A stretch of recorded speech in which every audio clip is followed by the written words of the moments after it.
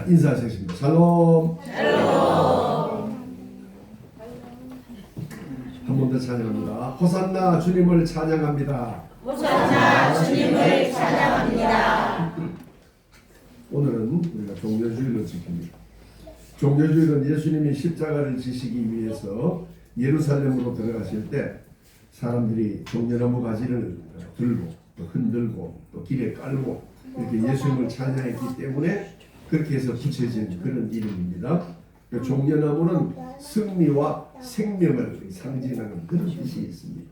네, 이 가지를 흔들고 예수님이 들어오시는 것을 환영했다 이렇게 된 거죠. 그리고 이 종려주일이 지나면 내일부터 부활절 다음 주 주간까지 전 그 6일간 월화수목금토 요 6일간을 우리가 고난주간이라고 그러잖아요. 종려주일에 예수님이 예루살렘 성에 들어가서 일주일간 이 고난주간을 지냅니다. 그래서 믿는 사람들에게서는 오늘부터 이 부활절 주간 부활절까지는 특별히 아주 귀한 의미를 가지고 있죠. 그래서 이 기간 동안에는 특별히 우리가 주님의 고난을 생각하면서 경건하게 지내려고 노력을 하게 됩니다. 그래서 고난 주간에는 결혼식도 가급적 삼가라고 물론 특별한 일이 있을 때는 어쩔 수 없지만 그렇게 보통 합니다. 우리 교회는 이번 고난 주간 동안에 그래서 1시간 기도 운동을 하기로 했어요. 1시간 기도. 내일부터 토요일까지 중에서 1시간 무조건 와서 교회에서 기도하시면 돼요. 안 하면 안 해도 괜찮습니다. 안 해도 괜찮은데 가급적 하셔야 돼요.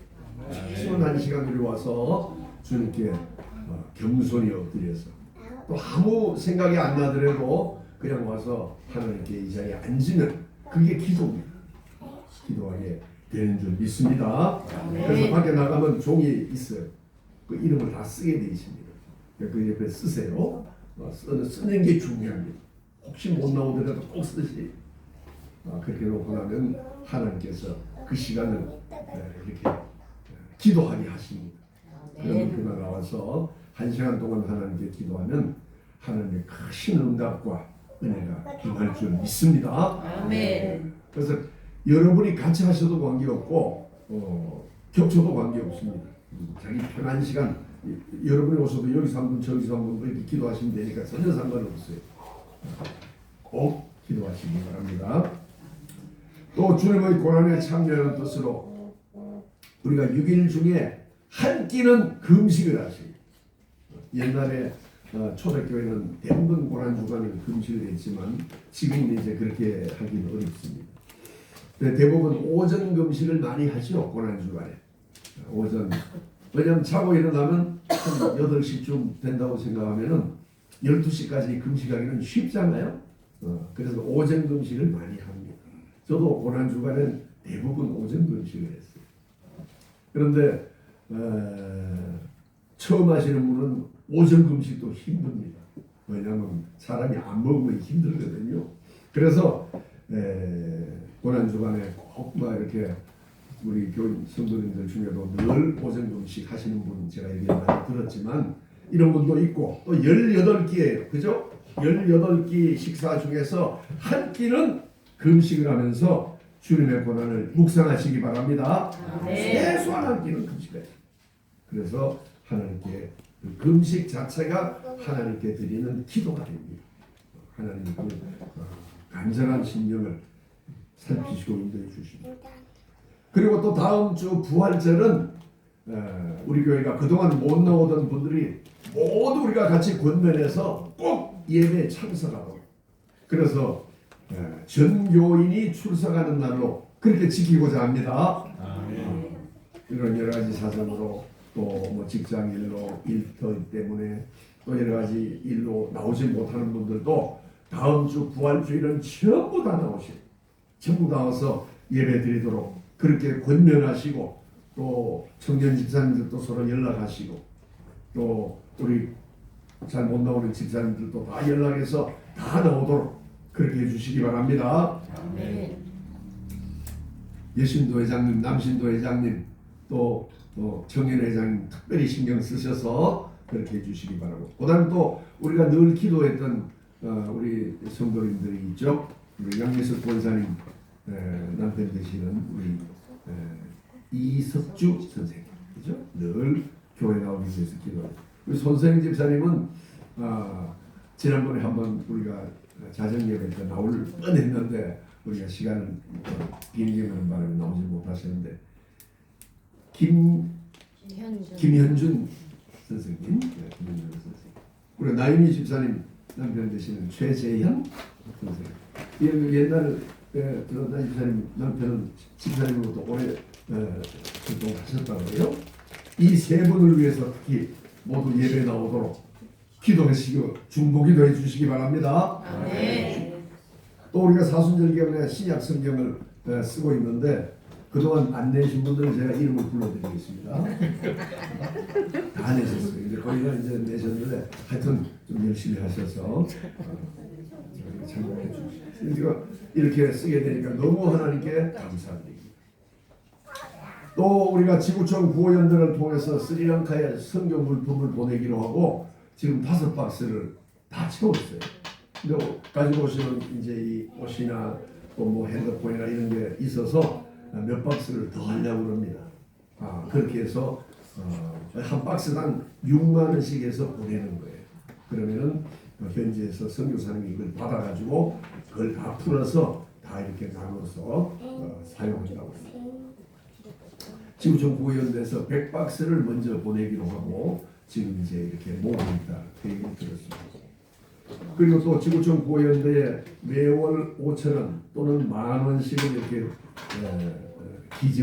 기부하는 그런 회원도 또 우리 집사님 권사님 중에 여러분이 가입하셔서 지금 우리 교회가 지구촌 구호연대에 7개 부자를 마련했어요. 그래서 그 중고에 보시면은 지구촌 구호연대 7 이렇게 써 있죠. 옛날에는 2라고 돼 있었지만 그래서 5,000원씩 또는 10,000원씩 저는 2만 원을 냅니다. 거금 2만 원. 그렇게 해서 7개 부자를 드렸습니다.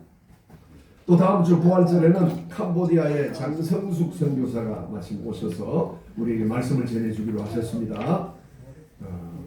우리 교회에서 헌금한 것 같고 거기 음향시설 이렇게 잘 마련해서 활동하고 있다는 걸 알려주셨습니다. 위해서 기도해 주시기 바랍니다. 이 모든 일들이 우리 주님께서 우리 교회를 사용하셔서 인도해 주신 줄 믿습니다. 이제 우리가 오늘 한 하나님 말씀은 예루살렘을 향해서 예수님의 여정이 이제 마지막에 막바지에 다다랐습니다. 예리고의 삭개오 집에서 하루를 지낸 예수님은 아침 일찍 예루살렘을 향해서 출발하셨어요. 그동안 요단강 쪽에서 뭐 여러 군데를 들렀잖아요. 다 들리고 결국 때가 되어서 예수님께서 예루살렘 올라가셔서 십자가를 지시기로 한 그 결심을 하신 거죠. 그때가 되었습니다. 일본의 신학자 이누카이 미치코, 전에도 제가 한번 설명을 드렸습니다만은 이 사람은 그날이 언제인지를 연구를 했어요. 그래가지고 깊이 연구한 이후에 서기 30년 4월 1일입니다. 4월 1일 토요일 이날 예수님이 예루살렘에 들어갔어요.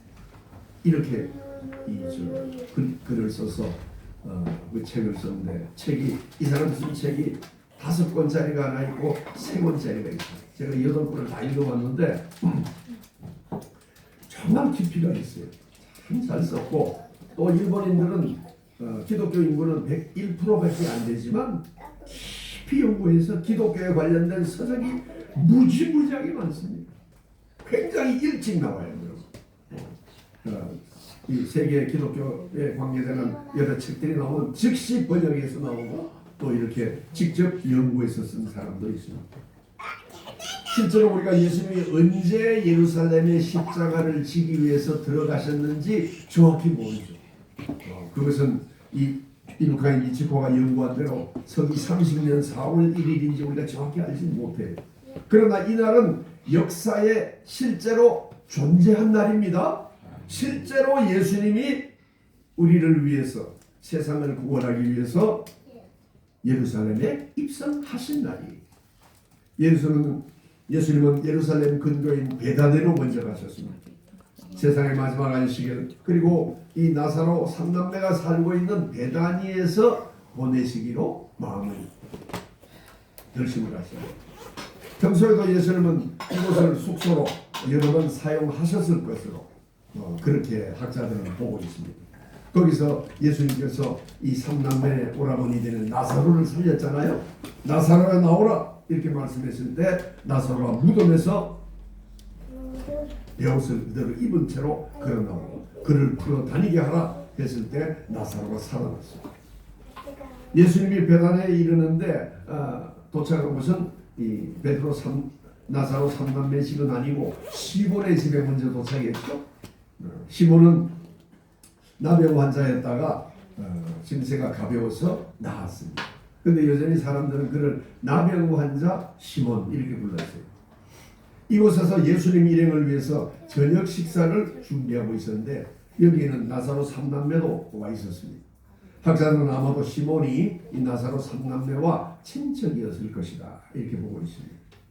마르다는 일을 하느라고 분주했지요. 우리가 잘 아는 대로. 그리고 시몬과 나사로는 예수님과 함께 식사 자리에 앉아 있었고 또 마리아는 그곳에서 값비싼 향유를 주님께 부어드렸어요. 우리가 헌금송할 때 늘 하잖아요. 내게 있는 향유 값.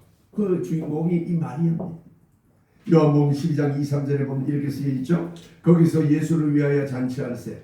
마르다는 일을 하고 나사로는 예수와 함께 앉은 자 중에 있더라. 마리아는 지극히 비싼 향유 곧 순전한 나드 한 그릇을 가져다가 예수의 발에 붓고 자기 머리털로 그의 발을 닦으니 향유 냄새가 집에 가득하다.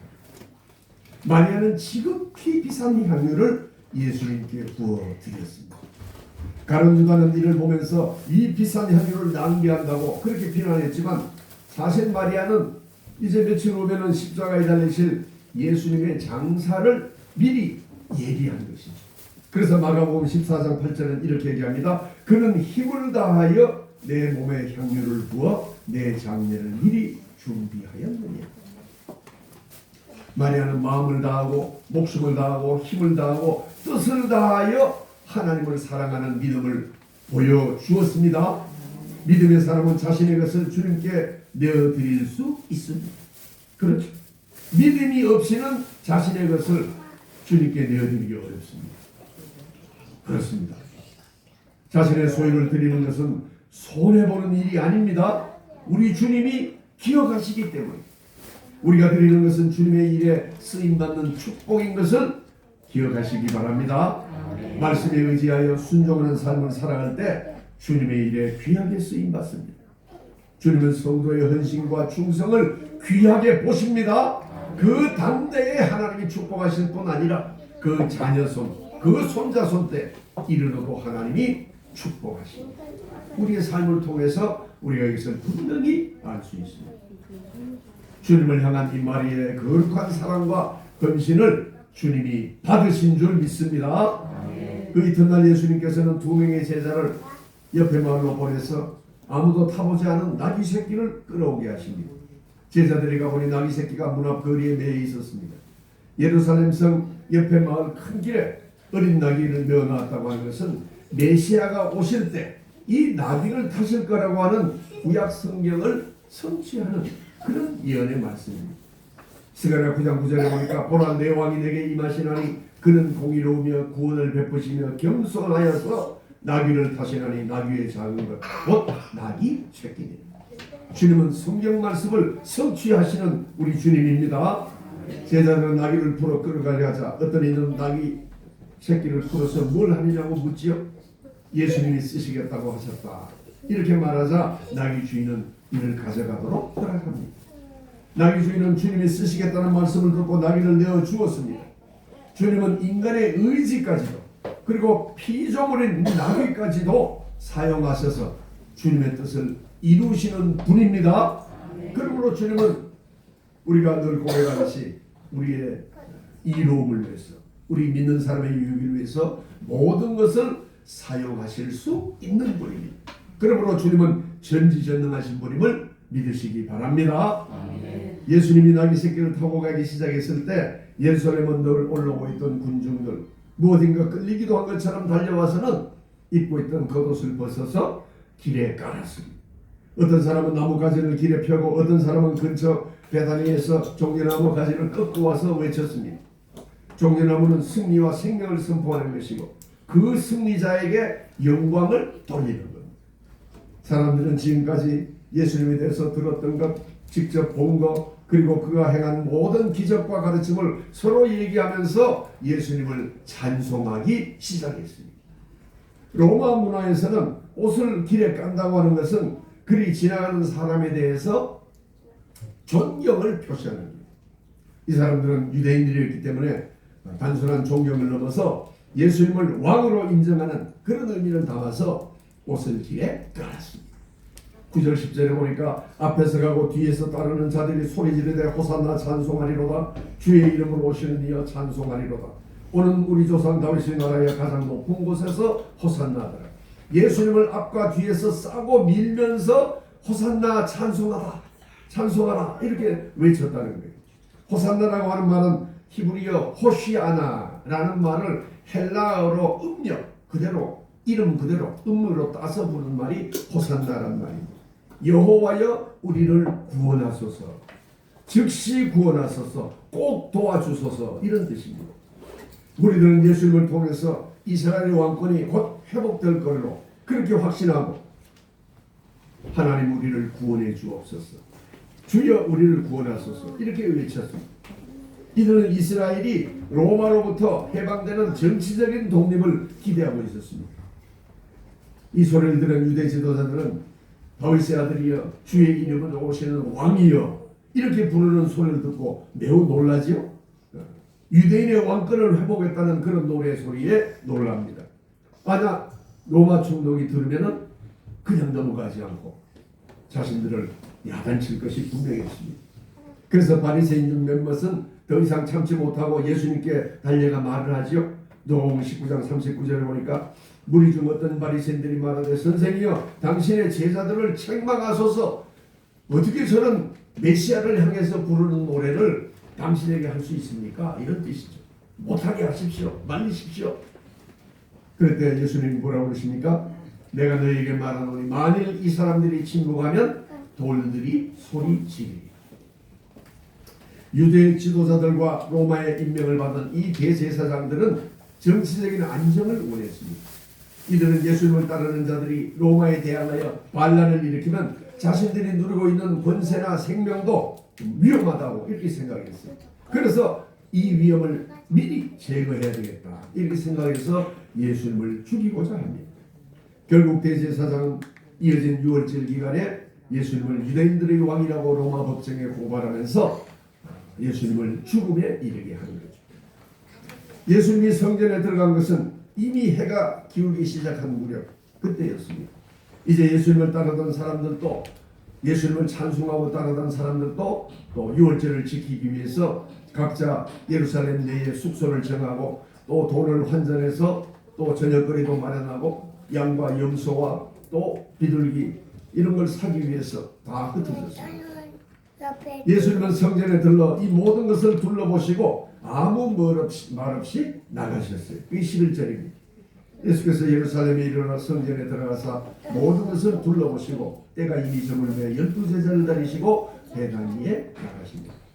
예수님은 성전에서 돈 바꾸는 자들을 보았습니다. 그리고 소와 양과 비둘기 파는 자들과 성전이 무질서하게 성전에서 물건을 가지고 통용하고 마구 지나다니는 그런 사람들을 보셨지만 침묵하셨습니다. 만민이 기도해야 할 성전을 강도의 소굴처럼 만들어 놓은 자를 나무랄 생각이 있었지만 주님은 이날 밤에 모든 것을 그대로 두고 물러나서 베다니로 가셨습니다. 모든 일은 주님이 정한 때가 있습니다. 주님의 정한 때에 주님이 역사하시고 주님이 일을 하시는 거예요. 어떤 일이 고요하게 아무 일이 없다고 생각해서 일어나지 않는 게 아닙니다. 주님의 때에 역사가 일어나는 줄 믿습니다. 이상이 우리가 지키는 종려주일에 일어난 일이었습니다. 예수님은 다음날 아침 다시 예루살렘을 향해 가셔서 역사상 가장 긴 한 주간을 지내시며 십자가에 달리게 됩니다. 그래서 우리는 이 기간을 고난주간 또는 성주간, 거룩한 주간 이렇게 부르고 지키고 있습니다. 종려주일을 맞은 우리는 어떻게 우리의 믿음을 지키고 또 종려주일을 맞이하는 것이 옳겠습니까? 종려주일의 백성들은 호산나 찬송하리로다 이렇게 외치면서 예수님을 맞이하지만 이어지는 한 주간 백성들은 그를 다시 십자가에 못 박으라고 소리쳤습니다. 그러므로 종려주일은 구원의 기쁨과 예수님이 고난받는 그 슬픔이 함께 있는 주일이다 이렇게 볼 수 있어요. 우리가 종려주일을 만지면서 먼저 우리는 주님을 찬송하시기 바랍니다. 주님은 우리를 구원하시기 위해서 십자가를 지시려고 예루살렘을 들어오셨기 때문에 구주이신 주님을 찬송하는 것이 마땅한 일입니다. 마땅한 일입니다. 예수님은 예루살렘에 입성하기 전에는 당신이 구원자라고 하는 사실을 늘 숨겼습니다. 이걸 신학적으로는 예수님의 부인이라고 얘기를 합니다. 한 3번 정도 성경에 나와요. 나를 드러내지 마라. 내가 고쳤다는 건 얘기하지 마라. 이렇게 3번 나옵니다. 그러나 이제는 당신을 환호하는 수많은 무리들의 물론이고 예루살렘에 모든 백성 또 유대 지도자들이 알아차릴 수 있게끔 공공연하게 많은 사람의 환호를 받으면서 예루살렘에 입성했습니다. 예수님이 예루살렘 입성을 환호하기 위해 늘어선 무리들의 이 환호 소리는 예루살렘 곳곳에 울려 퍼졌고 또 유월절을 지키기 위해서 몰려있던 많은 유대인들이 전국 각지에서 와 있었기 때문에 그 소리를 다 들었습니다. 예수님은 때가 되었기 때문에 이제 많은 증인들 앞에서 당신이 그리스도 메시아인 즉 구원자임을 밝혀 드러내셨습니다. 그러므로 우리는 2000년 전 이스라엘 백성들이 호산나 우리를 구원해 주소서라고 노래한 것처럼 우리도 주의 이름을 높이고 찬양하시기 바랍니다. 네. 주님은 우리의 찬송을 받으시고 기뻐하시는 거예요. 주님이 우리의 구주가 되시니 언제나 온 마음과 정성을 다해 주의 이름을 찬송하시기 바랍니다. 또한 우리가 주님을 찬송하는 것은 우리의 구원자일 뿐만 아니라 주님이 평화의 왕으로 우리에게 오셨기 때문에 찬송을 합니다. 예수님이 나귀를 타신 것은 평화의 왕으로 오신 걸 의미하는 거죠. 어린 나귀는 말처럼 전쟁을 위해 사용하는 그런 짐승이 아닙니다. 나귀는 사람의 짐을 대신 져주고 사람들의 편리를 위해서 이용하는 그런 동물입니다. 예수는 어린 나귀가 짐을 지듯이 우리를 대신해서 십자가를 지셨습니다. 죄인들을 하나님과 화해하고 참된 평화를 주시는 구세주로 우리에게 오신 줄 믿으시기 바랍니다. 우리는 나귀를 타고 오신 예수님의 모습에서 평화를 심고 겸손히 사람들을 섬긴 주님의 모습을 우리가 발견하게 됩니다. 그러므로 우리도 주님을 닮아서 이웃을 섬기며 또 구원과 평화를 전파하는 그런 도구가 되시기 바랍니다. 종려주일이 지나면 예수님의 순환과 죽음을 본격적으로 기념하는 이제 고난주간, 거룩한 성주간이 시작됩니다. 그러므로 두 번째로 우리 종려주일에 생각해야 될 일은 주님을 찬송하는 동시에 나를 위해 고난당하신 주님을 생각하면서 경건하게 맞아야 될 줄 믿습니다. 주는 우리를 대신에 십자가에 못 박혀 죽기까지 우리를 사랑해 주셨습니다. 주는 피 흘려 몸 버려 우리를 구원하셨습니다. 영원한 생명을 주시고 우리에게 참된 소망이 되어 주셨고 이제 주는 우리의 모든 삶의 영역에서 우리의 가정에서 우리의 직장에서 우리의 교회에서 우리의 삶의 터전에서 우리의 어떤 것을 언제든지 우리를 새롭게 하시는 주님인 줄 믿습니다. 우리는 주님을 믿기 때문에 담대하게 되는 거예요. 그 주님께서 우리를 위로하시고 우리를 고쳐 주십니다. 그러므로 종려주일은 내일부터 시작되는 고난주일간의 시작이 되기 때문에 주님을 기억하며 경건하게 보내는 주일이 되어야 됩니다. 주님이 나를 위해 흘리신 보혈의 공로를 기억하고 겸손히 주님을 생각하며 그리고 실천하고 하는 그런 귀한 주간이 되기를 바랍니다. 우리는 지금 로마의 지배 아래 살던 이스라엘처럼 힘의 원리가 작동하는 그런 세계에 살고 있죠. 도처에 전쟁이 일어나서 어떤 사건이 언제 일어날지 알 수 없는 그런 시대가 되었습니다. 그리고 자연재해도 많이 일어나고 또 사회적으로 악한 일들이 세상 도처에 많이 일어나는 그런 사회에 살고 있습니다. 그래서 때때로 우리는 이스라엘 백성들처럼 즉시 예수님이 힘으로 로마를 정복하고 그 땅에 아름다운 나라를 건설하는, 그래서 이 세상을 변화시키고 우리의 온갖 문제를 신속하게 해결해 주기를 그렇게 바랄 때가 있습니다. 우리가 기도할 때도 그런 기도를 드릴 수 있잖아요. 주님 즉시 해결해 주옵소서. 그러나 주님의 때가 있습니다. 주님의 때에 반드시 우리의 기도를 들어주십니다.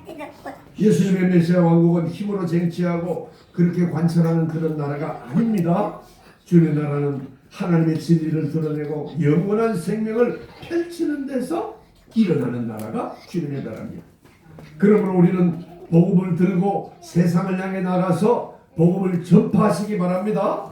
믿지 않는 자에게 복음을 증거하고 하나님의 나라를 증거하고, 그렇게 할 때에 하나님께서 우리를 통해서 하나님의 나라를 이 땅에 이루어 주십니다. 혹 우리가 아직 깨닫지 못한 것, 또 알고 있지만 실천하지 못한 것도 우리가 주님을 믿음으로 또 주님의 뜻대로 이런 일들을 행할 때 하나님께서 우리 마음에 평화를 주시고 또 우리를 통해서 주님의 놀라운 일을 이루어 가실 줄 믿습니다. 아멘. 주님이 주시는 은혜 안에 머물며 주님이 내게 주신 은사를 마음껏 활용해서 주님의 이름을 높이시기 바랍니다. 아멘. 우리에게 주님이 많은 은사를 주셨잖아요. 이것을 묵혀두지 마시고 이거를 활용할 때 하나님께서 거기에 100배, 60배, 30배의 놀라운 결실을 일으켜 주십니다. 우리가 작은 교회라고 또는 내가 가진 능력이 작다고 가만히 있으면 점점 줄어듭니다. 그러나 내가 가진 것을 사용할 때 하나님께서는 내가 알지 못하는 큰 역사를 거기 일으켜 주셔서 거기에 이상하게 부흥하게 하시고 발전이 있게 하시고 더 위대하게 우리를 사용해 주실 줄 믿습니다. 그렇습니다. 내가 가진 능력을 과소평가하지 마시고 우리가 가진 능력이 크게 될 수 있다는 걸 믿으시기 바랍니다. 그걸 놓고 하나님께 기도하면 하나님께서 나를 통해서 우리 가정과 내가 있는 단체와 또 우리 교회를 통해서 하나님이 위대한 일을 만들어 나가실 줄 믿습니다. 어제 우리 동기들 모임이 있어서 갔는데 나이들이 많은 사람이 대부분 아무것도 안 하는 걸로 생각하잖아요. 근데 이제 그런 친구들이 몇 번 있더라고요. 열심히 일한다는 거, 열심히 뭐든. 한 친구는 숲 해설가로 활동. 그래서 하루 종일 막 다니면서 참덕국은 이렇고 창경궁에 있는 숲은 어떻고 무슨 산수유가 언제 피고 매화나무에 맺히는 열매가 매실이고 뭐 이런 걸 우리가 아는 것도 있지만 모르는 것도 이런 걸 열심히 하루 종일 그렇게 열심히 하는 친구. 또 한 친구는 예술을 미술이나 음악이나 이런 걸 전파하기 위해서 어떤 모임을 만들어가지고 거기 우리 보고 회원 가입하라는 거예요. 그래서 돈은 안 내니까 회원 가입하라고 회원 가입을 해줬어요. 그래서 이걸 가지고 이렇게 서울 시내 각 구마다 다니면서 예술을 또 미술 전시라든가 이런 걸 할 수 있는 공간을 제공하는 그런 걸 열심히 하는 친구. 또 한 친구는 직장 생활을 하면서 배운 노하우를 어느 중소기업에 가가지고 이렇게 가르쳐주는 무료로 하는 거예요. 가서 직접 열심히 하는 그런 일들을 하는 사람들. 또 동기 중에 권사님이 있는데 이 권사님은 성경을 쓰기를 열심히 하더라고요. 그래서 구약 성경을 한글과 영어로 썼는데 지금까지 엄청나게 많이 써서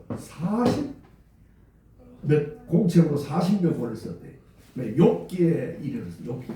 욥기까지 오면은 거의 구약 성경의 반 정도를 쓴 거예요. 반 정도 더 썼을 거예요. 그렇게 열심히 활동하는 사람들이죠.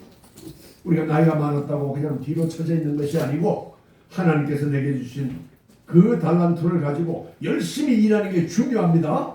열심히 일해야 됩니다. 그러면 하나님께서 그 은사를 사용해서 우리가 주님의 이름을 높일 수 있도록 인도하십니다. 내게 주신 은사, 내게 주신 그 달란트를 작은 것으로 생각하지 마시기 바랍니다. 이걸 통해서 하나님이 나를 위대하게 사용할 수 있다. 이걸 분명히 생각해야 됩니다. 어떤 사람은 늘 자신이 가지고 있는 걸 적게만 생각하고 다른 사람과 비교할 때 아유 내가 가지는 건 보잘것없다 이렇게 생각하기 쉽습니다. 그러나 그렇지 않습니다. 주님은 우리를 들어서 늘 아름답게 사용하시기를 원합니다. 주님이 주시는 그 은사를 활용해서 또 하나님이 주시는 축복과 은총을 누리시기 바랍니다. 내게 주신 사명을 감당할 때 주님께서 우리를 사용해서 승리하게 하시고 또 복음을 널리 전파하게 하십니다. 앞서 나가신 나귀를 타셨지만 평화의 왕으로 구세주로 오셔서 우리의 앞서 나가신 우리 주님을 담대히 따라가시기 바랍니다. 주님을 담대히 따라가시면 우리의 소망이 되셔서 주님께서는 우리의 삶을 인도해 주시고 또 우리가 주님 나에게 주신 십자가를 지고 주님을 따라 나갈 때 하나님께서 그 길을 반드시 선하고 복된 길로 인도해 주실 줄 믿습니다. 우리에게 주시는 주님의 구원의 기쁨이 우리 삶에 흘러 넘치게 앞서가는 주님을 따라 담대히 나아가시는 우리 모두가 되시기를 주님의 이름으로 축원합니다.